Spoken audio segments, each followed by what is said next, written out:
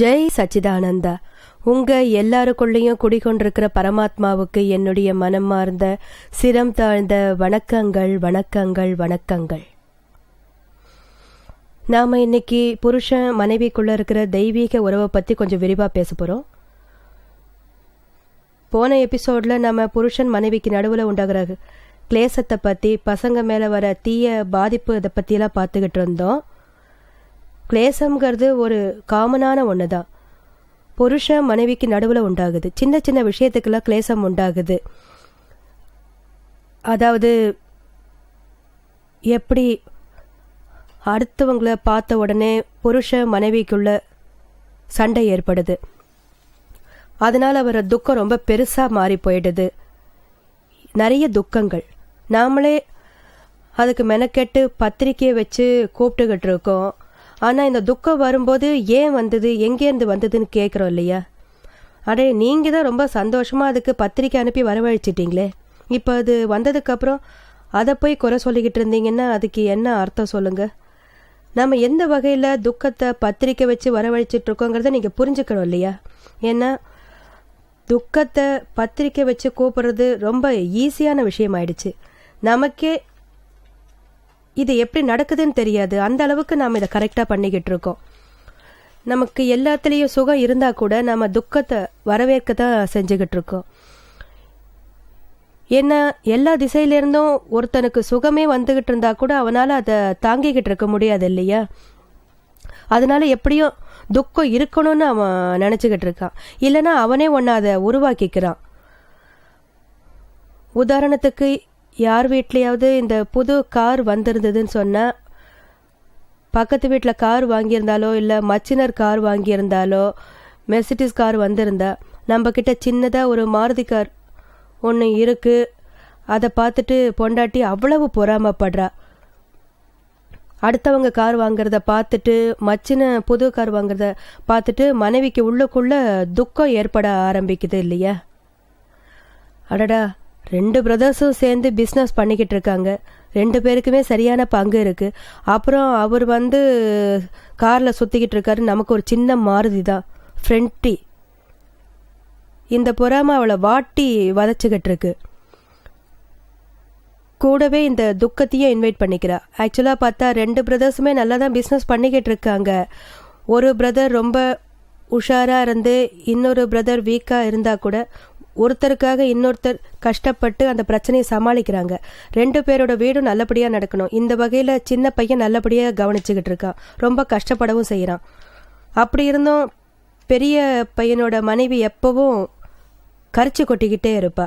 எங்கள் மச்சினர் இப்படி இருக்காரு, எங்கள் மச்சினர் அப்படி இருக்காரு, அவங்க வீட்டில் விசிஆர்லாம் இருக்குது, நம்ம வீட்டில் ஏன் எதுவுமே கிடையாது, அவங்க வீட்டில் புது சோஃபா செட் வந்திருக்கு, ஏன் நம்ம வீட்டில் இல்லை, அவங்க ரொம்ப காஸ்ட்லியான ஃப்ளாட் வாங்கியிருக்காங்க, நாமளும் அதே மாதிரி காஸ்ட்லியான ஃப்ளாட் வாங்கணும், இருக்கிற பழைய வீட்டை விற்றுட்டு புது வீடு வாங்கி கொடுங்க. பிரதர்ஸுக்கு நடுவில் எந்த ஒரு ப்ராப்ளமும் கிடையாது. ஆனால் அவங்க 2 பேரோட மனைவிக்கு தான் இந்த தகராறெல்லாம் வந்துக்கிட்டு இருக்கு. ஒருத்தருக்கு ஒருத்தர் சகிச்சிக்க முடியாமல் இருக்காங்க. சகிச்சுக்கிறதுங்கிறது கொஞ்சம் கூட கிடையாது. இதோட ரிசல்ட் தான் என்ன? எண்ட்லெஸ் தான், எண்ட்லெஸ். சின்ன விஷயமா இருந்தாலும் சரி, இந்த கம்பேரிசம், அதாவது இந்த காம்படிஷன் உடனே ஏற்படுது. நம்ம கிட்ட ஒரு பழைய கார் மட்டும்தான் இருக்குது, செகண்ட் ஹேண்ட் வண்டினா கூட அவங்களுக்கு பொறாமை அதிகமாகிடுது. ரொம்ப பிடிவாதம் பிடிச்சி புருஷங்கிட்ட கேட்டு புது கார் வாங்கிட்டாலும் கூட, அழகான, அதாவது மெர்சிடர் ஸ்கை ப்ளூ கலர் வாங்கிட்டு வந்தாருன்னு சொன்னால் அங்கே இருக்கிற காலனிக்காரங்க அத்தனை பேரையும் கூப்பிட்டு காமிக்கிறாங்க. எப்படியோ எல்லா ஃப்ரெண்ட்ஸையும் அவங்க கூப்பிட்டு தன்னுடைய காரை காட்டி அவங்களுக்கு பார்ட்டி வைக்கிறாங்க. ஒரே சந்தோஷத்தில் ஒன்று ஆட்டம்தான் பாட்டம்தான், நாம தான் ஏதோ ஆகாயத்தில் பறக்கிற மாதிரி ஒரு ஃபீலிங்கில் இருந்துக்கிட்டு இருக்காங்க. மருமக கிட்ட சொல்லிக்கிறாங்க. பட் 4 நாளைக்கு அப்புறம் என்ன ஆகுது? ஏதோ ஷாப்பிங் போகும்போது ரோட்டில் ஒரு இடத்துல பேக்கிங் பண்ணி வச்சுருக்காங்க. இதை பசங்கள்லாம் பிளேடுனால் மார்க்கு போட்டு கீறி வச்சிடுறாங்க.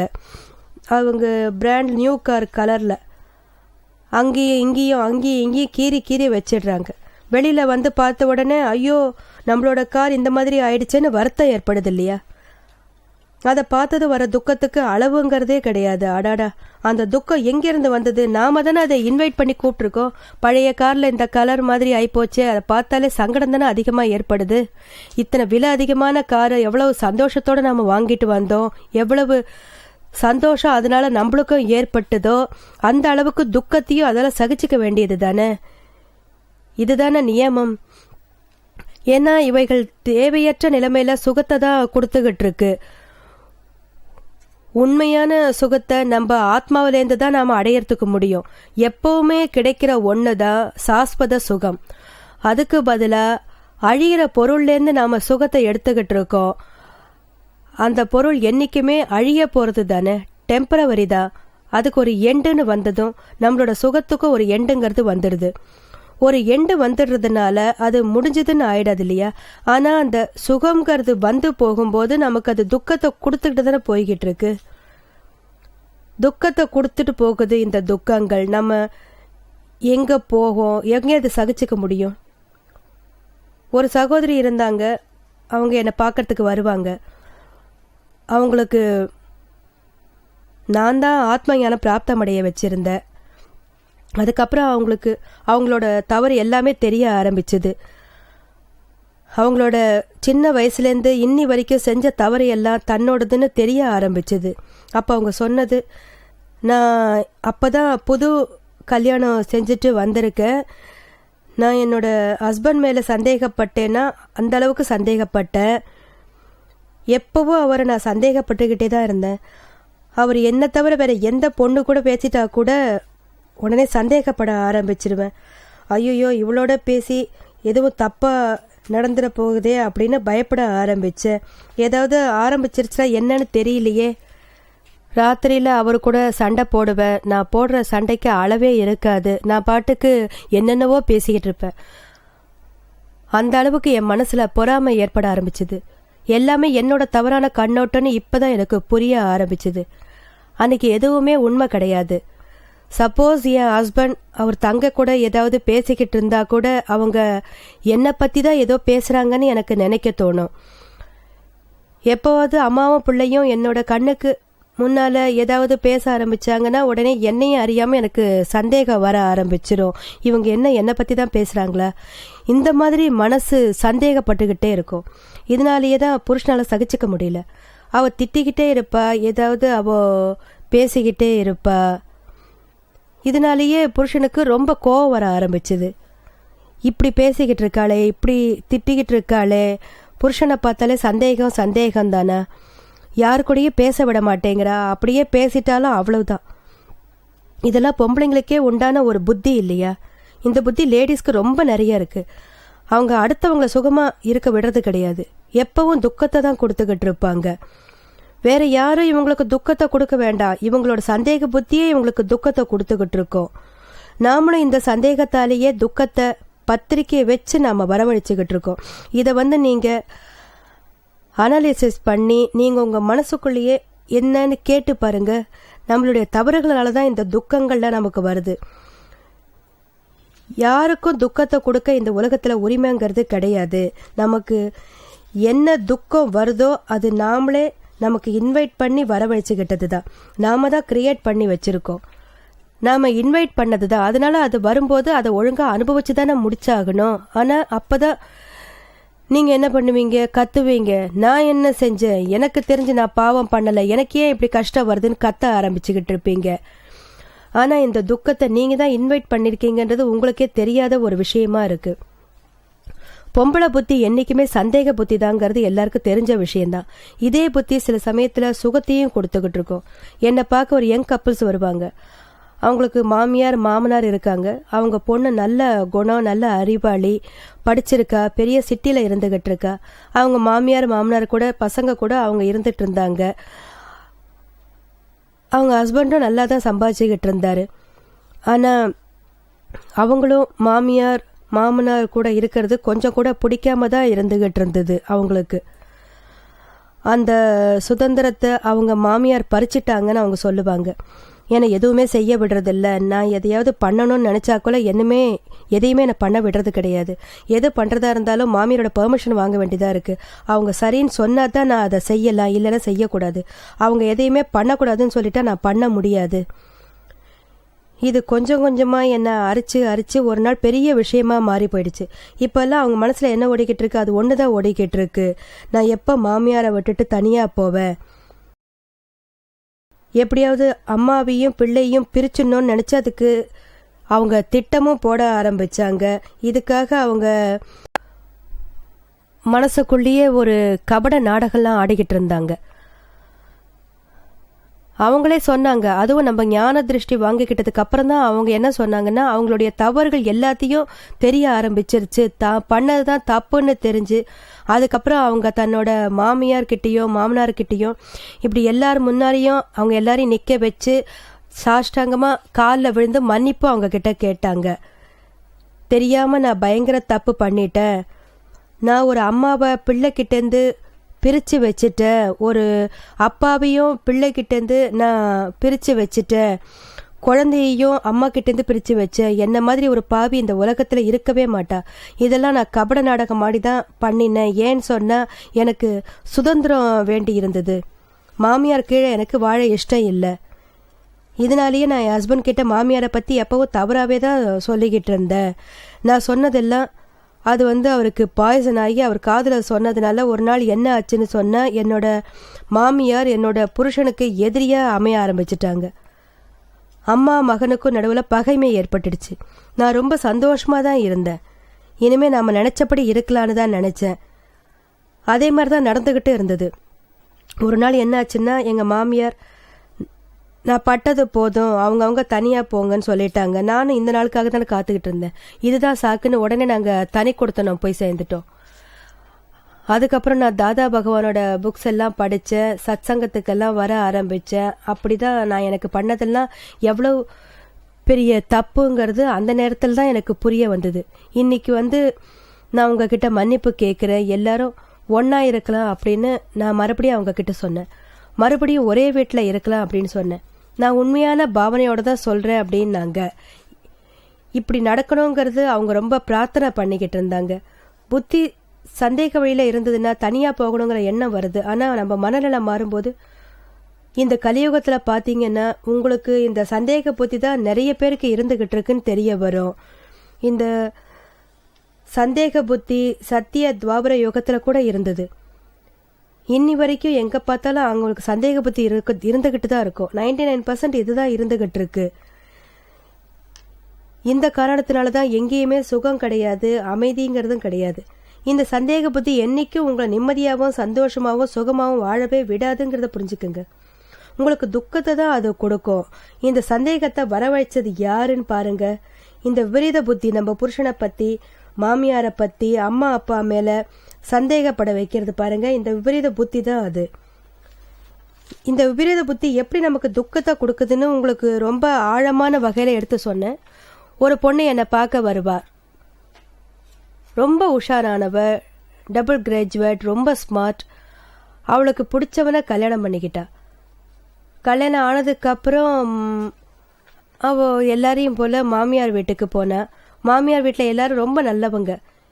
இவ்வளோ சாமர்த்தியந்தான். ஒரு வருஷத்துக்கு அப்புறம் என்னை பார்த்துட்டு சத் சங்கத்தில் உட்காந்துக்கிட்டு இருந்தாங்க.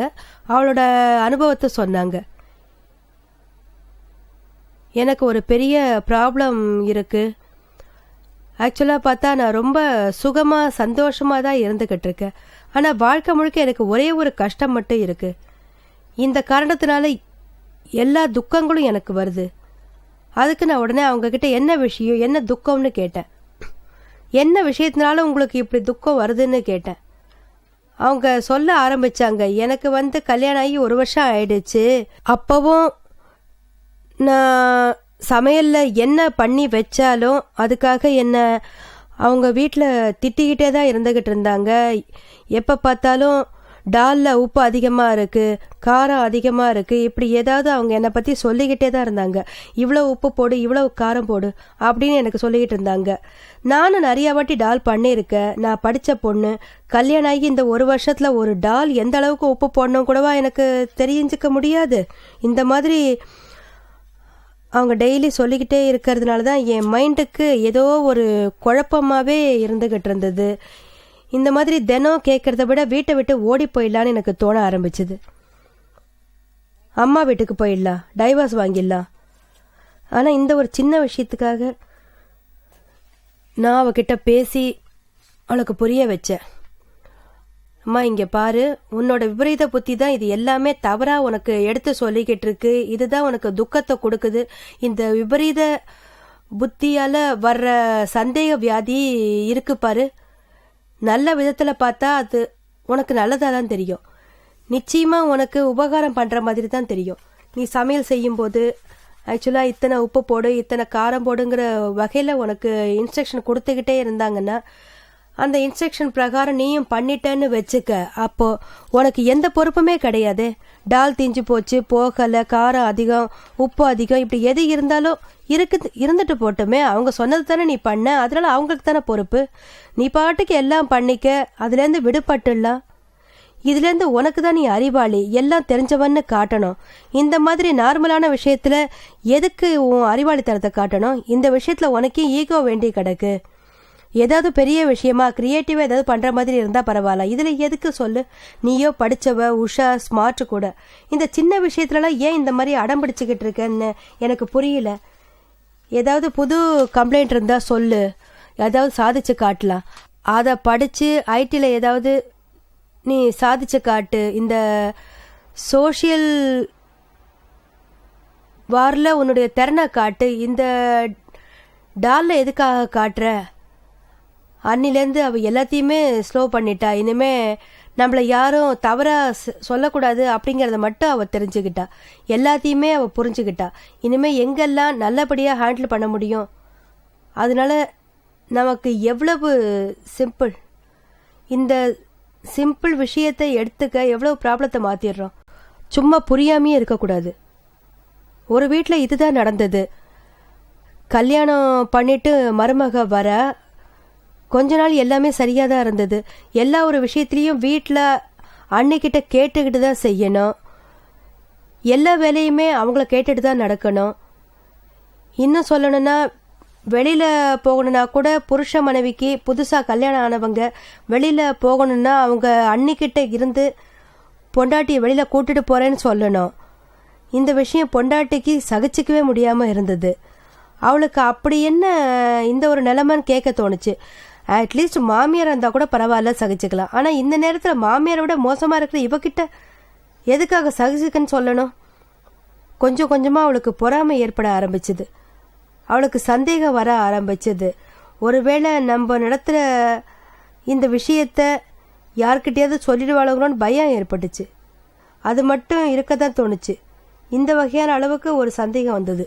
இந்த விபரீத புத்தி தான் அவளை தேவையில்லாமல் ஆட்டி வச்சுக்கிட்டே இருந்தது. எப்போ பார்த்தாலும் சந்தேகம் சந்தேகம் சந்தேகம். 2 பேரும் பேசிக்கிட்டு இருந்தா கூட என்னவா இருக்குங்கிற சந்தேகம் வந்துக்கிட்டே தான் இருந்தது. 2 பேரும் பேசுகிறாங்களே, என்ன பேசிக்கிட்டு இருப்பாங்க, அதில் என்ன இருக்கும்?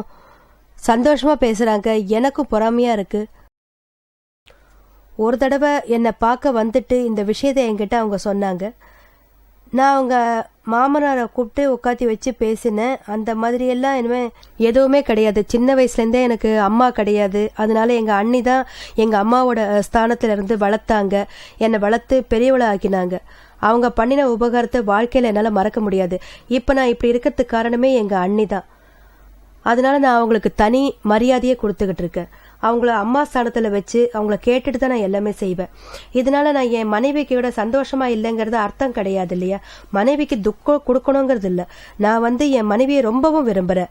என் பொண்டாட்டி என்றைக்குமே பொண்டாட்டி தான். ஆனால் எங்கள் அண்ணி அம்மா ஸ்தானத்தில் தான். அப்படி இருக்கும்போது அது எப்படி மாறும்? இந்த ஒரு விஷயத்த மட்டும் பொண்டாட்டிங்கிறவ புரிஞ்சுக்கிட்டான்னு சொன்னால் அதுக்கப்புறம் ப்ராப்ளம்ங்கிறதே கிடையாது. அவங்கள கேட்டு பண்ணுறதுனால நம்ம தலைக்கு மேலே விழ வேண்டிய சுமை கம்மியாயிடுது இல்லையா? பிரச்சனையே கிடையாது. ஃப்ரீயாக இங்கேயே இருக்கலாம் இல்லையா? ஆனால் இங்கே அந்த அகங்காரம் நமக்கு இருந்துட்டு அதுதான் மோசம் பண்ணுது. இந்த அகங்காரம் தான் உங்களுக்கு வேலை செஞ்சுக்கிட்டு இருக்கு. என்னை விட அவங்க வசதியாக போயிட்டாங்களா என்ன? இந்த பொறாமை தான் மனைவிக்கு வருது. என்னை விட அதிகமான உரிமை அவங்க அன்னைக்கு இருக்குன்னு நினச்சிக்கிறாங்க. நான் தான் அவருக்கு எல்லாமே. எங்கள் மாமியாரும் இல்லை, அவங்க அண்ணியும் கிடையாது. இது ஸ்திரீயோட பொசிஷனா இருக்கு, எஜமான் பாவனை. இதுதான் அவங்களுக்கு துக்கத்தை கொடுக்குது. இந்த பாவனையை எதை எடுத்து காட்டுது? இந்த விபரீத புத்தி தானே. இந்த சமநிலை புத்தி எல்லாத்தையுமே சரியா எடுத்து காட்டிக்கிட்டு இருக்கு, தலைகீழா எதையும் சொல்லாது. இந்த சத்தங்கம் வரதுனால, சாஸ்திரங்களை படிக்கிறதுனால, நல்ல மக்களோட டிஸ்கஷன் பண்றதுனால, ஒருத்தருக்கு ஒருத்தர் அனுபவத்தை நம்ம பங்கிட்டுக்கிறதுனால நம்மளுடைய விபரீத புத்தி அடங்கி போயிடுது. இந்த புத்தியை நம்மளுக்கு முடிவடைஞ்சு போயிடுது. இந்த புத்திக்கு ஒரு முடிவு வந்துடுது. அதோட சமநிலை புத்தி உதயமாகுது. இது ரொம்ப அவசியமான ஒரு விஷயமா இருந்துகிட்டு இருக்கு. நாம சத்சங்கம் பண்றோம், நல்ல சாஸ்திரங்களை படிக்கிறோம், நல்ல மக்களோட உட்கார்ந்து அத்தியாத்மத்தை பத்தி உயர்ந்த விஷயங்களெல்லாம் பேசிக்கிட்டு இருக்கோம். இதுல இருந்து புதுசான விஷயங்களெல்லாம் நம்ம கத்துக்கிறோம். அப்போ நம்ம வாழ்க்கை அத்தியாத்ம பாதையில இருந்துகிட்டு இருக்கோம். அப்போ உங்களுக்கு நிச்சயமா துக்கங்கிறதே ஏற்படாது.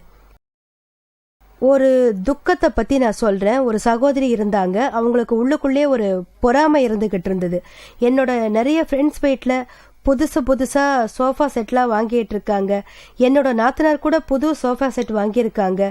ஆனா நம்ம வீட்டில் 15 வருஷமா இருக்கிற அந்த பழைய சோஃபா தான். இது ரொம்ப கிழிஞ்சும் போயிடுச்சு, இதுல உட்கார கூட முடியாது. யாராவது வீட்டுக்கு விருந்தாளி வந்தாங்கன்னா அவங்களுக்கு ரொம்ப துக்கமா இருக்கு. விருந்தாளிங்க முன்னால என்னுடைய மானமே போயிடுது அப்படின்னு சொல்றாங்க. மான மரியாதை தன்னோட சோஃபால வரதுனாலயா இருக்கு? நம்ம குடும்பத்தினால வருது, நம்மளுடைய அன்புனால வருது, நம்மளோட குட் பிஹேவியர்னால தான் அது வருது. ஆனா இது ராங். அடுத்தவங்களை ஒப்பிட்டு பார்த்து ஒரு ராங் பிலீவா மாறி போயிடுறோம். இதுல போய் விழுந்துடுறாங்க, காம்படிஷன்ல இறங்குறாங்க. அதனால துக்கம் ஏற்படுது. எப்ப விருந்தாளிங்க வந்தாலும் சரி, உடனே புருஷனை 1 இல்லைன்னு 2 ஆக்கிடுறாங்க. பெருசா புருஷன் கூட சண்டையை வர வச்சுக்கிறாங்க. எனக்கு ஒரு புது சோஃபா வாங்கி தரக்கூடாதா? இந்த பழசை நான் எத்தனை நாள் தான் வச்சுக்கிட்டு இருக்கிறது? நீங்க எப்ப வாங்க போறீங்க? அடுத்த மாசம் சம்பளம் வாங்கினா முதல்ல நீங்க சோஃபா வாங்கி கொடுக்கணும் அப்படின்னு அவங்ககிட்ட கண்டிஷன் போடுறாங்க. பாவம், அவங்கிட்ட பணமே கிடையாது. அதனால பார்க்கலான்னு சொல்லிக்கிட்டு இருக்கான். இப்படியே ஒரு 4-5 மாசங்கள் ஓடி போயிடுது. ஒரு நாள் மனைவி நியூஸ் பேப்பரை கொண்டு வந்து அவர்கிட்ட காட்டுறாய். இந்த சோஃபா செட்டை பார்த்தீங்களா, நமக்கு இது டிஸ்கவுண்ட்லேயே கிடைக்கும் போல இருக்கு. இந்த புது சோஃபா செட் ரொம்ப நல்லா இருக்கு. ஒரு 10,000 ரூபாய் பொறுமான சோஃபா செட் நமக்கு 4,000 ரூபாய்க்கு கிடைக்குது. இது ரொம்ப ஈஸி. இந்த முறையை நீங்கள் வாங்கிக்கிட்டா நல்லா இருக்கும் அப்படின்னு சொல்கிறா. அந்த புருஷனுக்கும் புரிஞ்சுக்கிறான். எத்தனை நாளைக்கு தான் நம்ம தட்டி கழிச்சுக்கிட்டே இருக்கிறது? அங்கே இங்கே போய் அவனோட ஃப்ரெண்டுக்கு இந்த பணத்தை வாங்கிட்டு வரான். கடனாக தான் வாங்கிட்டு வரான். அதை வாங்கி பொண்டாட்டிக்கிட்ட கொடுத்து நீ இந்த பணத்தில் வாங்கிக்கோ அப்படின்னு கொடுத்துட்றான். அவ்வளோ சந்தோஷமா 4,000 ரூபாய்க்கு சோஃபாவை போய் வாங்கிட்டு வந்துடுறா. சோஃபா செட் ரொம்ப நல்லா இருக்கு, ரொம்ப டீசெண்டாகவும் இருக்கு. அவளோட எல்லா ஃப்ரெண்ட்ஸுங்களையும் வீட்டுக்கு கூட்டிட்டு வந்து இதை பாருங்க அப்படின்னு எல்லாருக்கும் காஃபி டிஃபன் கொடுத்து இந்த சோஃபா செட்டு புதுசாக வாங்கியிருக்கேன்னு சொல்லி சந்தோஷப்படுறா. ஸ்திரீக்கே உண்டான ஒரு பெரிய விஷயம் இருக்கு. ஏதாவது ஒரு பொருள் வீட்டில் வாங்கிட்டோம்னா அதை அடுத்தவங்க கிட்ட காட்டி அதை புகழ்ந்து தள்ளலைன்னா அவங்களுக்கு நிம்மதியாக தூக்கங்கிறது வராது போல இருக்கு. அவள் ஃப்ரெண்ட்ஸு கிட்ட புகழ்ந்து பேசிக்கிட்டு இருக்கா. அவளுக்கு ரொம்ப நல்லா இருக்கு. ஏதோ பெருசா சாதிச்சிட்டா மாதிரி அவளுக்கு ஃபீலிங் ஏற்படுது. நினைச்சதை நாம நடத்தி காட்டிட்டோம் அப்படின்னு நினைக்கிறா. தன்னோட எல்லா ஃப்ரெண்ட்ஸையும் கூட்டி வச்சு எல்லாருக்கிட்டையும் நான் இந்த மாதிரி இதை கிளியரன்ஸ் சேல்ல டிஸ்கவுண்ட்ல எவ்வளவு அழகா சோஃபா செட் வாங்கியிருக்கேன் பாருங்க அப்படின்னு சொல்லி எல்லார்கிட்டையும் பெருமையா பேச ஆரம்பிக்கிறா. அது மட்டும் கிடையாது, ஒரு 10,000 ரூபாய் சோஃபா செட்டை நான் 4,000 ரூபாய்க்கு வாங்கியிருக்கேன் அப்படின்னு எல்லாருக்கிட்டையும் சொல்லி புகழ்ந்து பேசிக்கிட்டு இருக்கா. எல்லாருமே அவளை புகழ்ந்து பேச ஆரம்பிக்கிறாங்க. இந்த ஃப்ரெண்ட்ஸுங்கெல்லாம் அடடா இந்த சோஃபா செட்டை பற்றியா புகழ்ந்து பேசுவாங்க? உக்காந்து டிஃபன் காஃபிலாம் சாப்பிட்டுட்டு தான் போகிறாங்க இல்லையா? யாருக்கு தான் அது லாஸ் ஆகுது? இதை அவங்க புரிஞ்சுக்கிறதே கிடையாது. அந்த அளவுக்கு அவங்களுக்கு இந்த விபரீத புத்தி வேலை செய்ய ஆரம்பிக்குது. நம்மளுடைய அகங்காரம் ஷோ ஆஃப் ஆயிடுது. என்னோட ஷோ ஆஃப் தான், எல்லாருமே புகழட்டுமே, எல்லாருமே பாராட்டட்டுமே. அப்புறம் என்ன ஆயிடுது? அதுக்கப்புறம் கடைசியா அவளோட க்ளோஸ் ஃப்ரெண்டு ஒருத்தி வரா.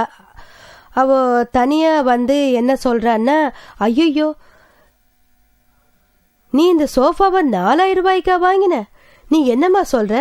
இதே சோஃபா, இதே டிசைன் தான், இதே கலர் தான், இதே கம்பெனி தான், இதே சோஃபா செட் என் பக்கத்து வீட்டுக்காரி 3,500 ரூபாய்க்கு வாங்கியிருக்கா அப்படின்னு சொல்லிடுறா. நீ என்ன இப்படி சொல்ற? அவ்வளவு நேரம் வரைக்கும் அடடா நாம 4000 ரூபாய்க்கு எவ்வளவு மலிவா இந்த சோஃபா செட்டை வாங்கினோன்னு நினைச்சுக்கிட்டு இருந்தவளுக்கு எல்லா சந்தோஷமும் அப்பவே முடிஞ்சு போய் ஒரே துக்கம்தான் ஏற்பட ஆரம்பிக்குது. அவ அந்த சோஃபாவை பார்க்கும் போதெல்லாம் அந்த 500 ரூபாய் நஷ்டம்தான் அவளுக்கு தெரிய ஆரம்பிக்குது. அந்த சந்தோஷமெல்லாம் போயிடுச்சு, துக்கம்தான் தேடி வந்துகிட்டு இருக்கு. பாத்தீங்களா, நம்ம துக்கத்தை எப்படியெல்லாம் இன்வைட் பண்ணிருக்கோம். எது வந்ததோ அதால நஷ்டமும் வந்துருச்சு, துக்கமும் வந்துருச்சு. எது நடந்ததோ அது நம்ம தலையில என்ன எழுதியிருக்கோ அதுதான் நடக்கும். எது நடந்துருச்சோ அது முடிஞ்சு போயிடுச்சு. அதுல சேஞ்ச் என்ன பலன் இருக்கு? அதை ஏத்துக்கங்க, அக்செப்ட் பண்ணிக்கங்க. அப்போ உங்களுக்கு கொஞ்சம் கூட துக்கமே வராது. இப்படி துக்கத்துக்கு நீங்க ஒரு முடிவு கொடுக்கலன்னா அதுக்கு எண்டுங்கிறதே இருக்காது. ஜெய் சச்சிதானந்தா.